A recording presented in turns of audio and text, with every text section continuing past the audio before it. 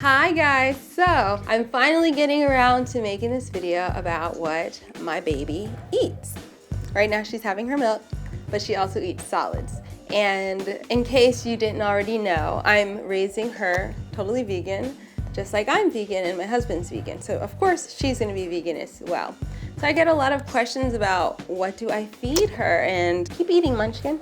But yeah, I'm just gonna share with you our process up to this point. It's changing, constantly because she's changing constantly and all over the place. Are you done now? Okay, bye-bye. Bye. I actually started introducing solids at 6 months. And I started giving them to her. The pediatrician recommended it. Most baby experts recommend starting solids around 4 to 6 months. So I started introducing solids and she would not eat anything. And I was a little stressed out about it because I was like, she's 6 months. I realized, you don't have to worry about it. Some babies start eating earlier and some start eating later, and that's totally fine. However, I did want her to adopt, healthy habits around food and understand the ritual of eating, starting at that point, even if she wasn't going to swallow anything. So what I started doing was putting her in her high chair and sitting her at the table with me while I ate and giving her her food then. And for 2 months, we did that every day, and she loved playing with it and putting it in her mouth and like spitting it out and all that.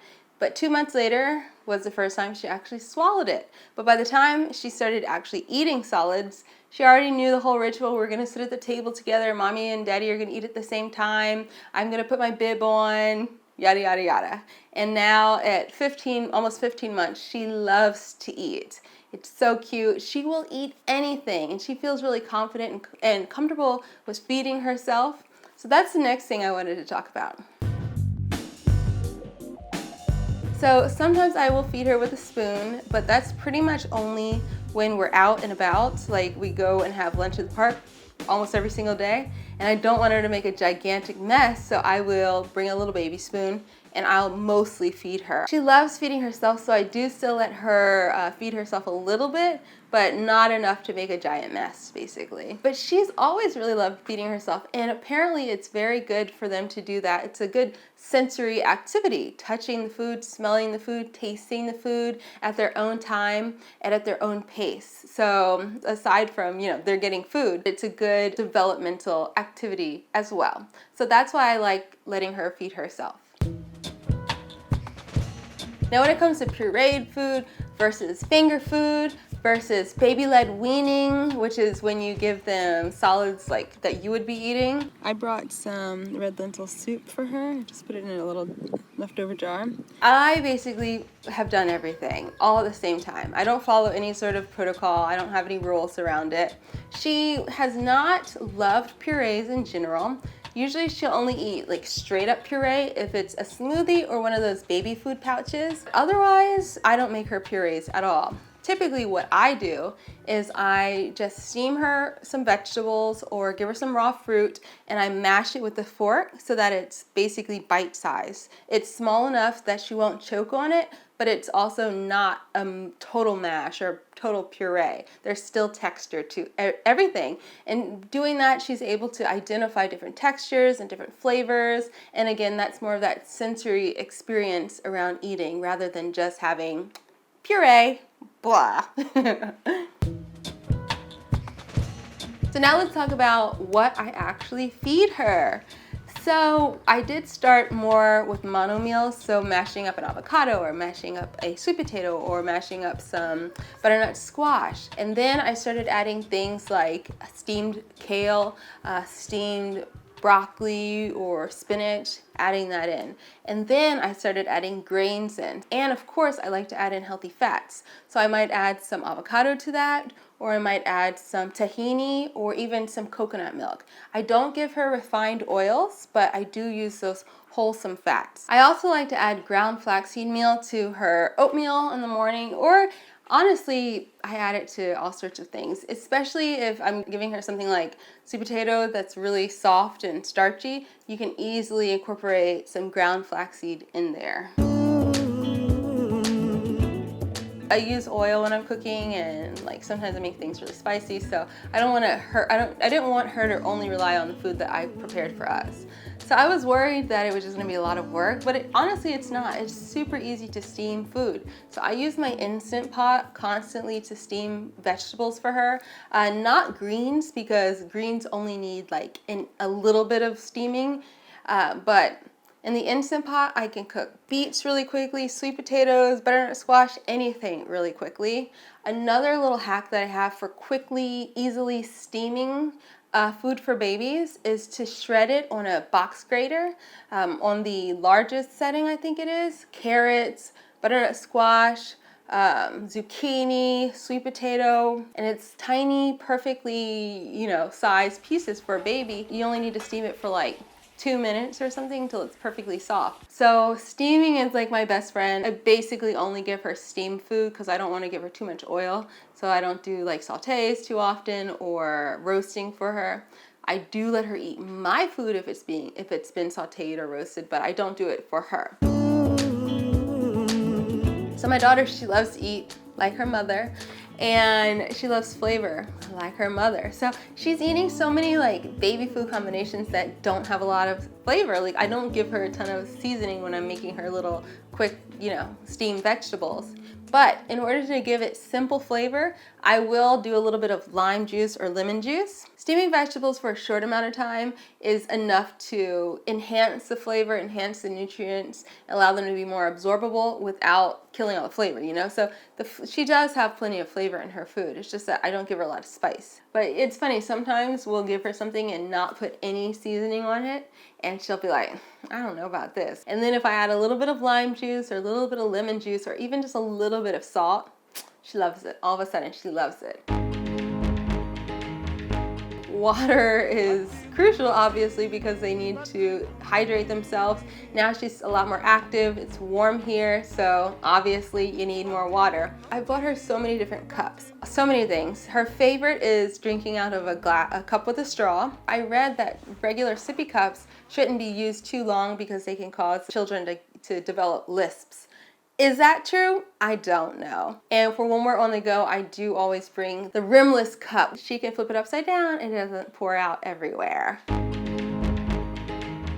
So how do I know if I'm feeding her enough food? That's been my question like constantly through this journey. She's growing well, she's developing well, she's happy, she doesn't seem hungry, so I assume she's getting enough food. If she is hungry, she'll usually tell me, she'll usually want to nurse more often. She doesn't tell me so much that she wants to eat solids, but she'll tell me what she wants to nurse. She'll say booby, she'll try to open my shirt, all those things. Now, I have overfed her a few times in her life. And I took a baby feeding workshop, and they said one of the ways to know if you're overfeeding your child is if they get constipated. And I've actually overfed her, I think it was actually twice. More recently, it was only like a month ago, and it was just, she wasn't fully constipated, but she was constipated enough. Her poops were a lot smaller and harder, even though she was drinking plenty of water. Like, we're constantly giving her water, and she loves it.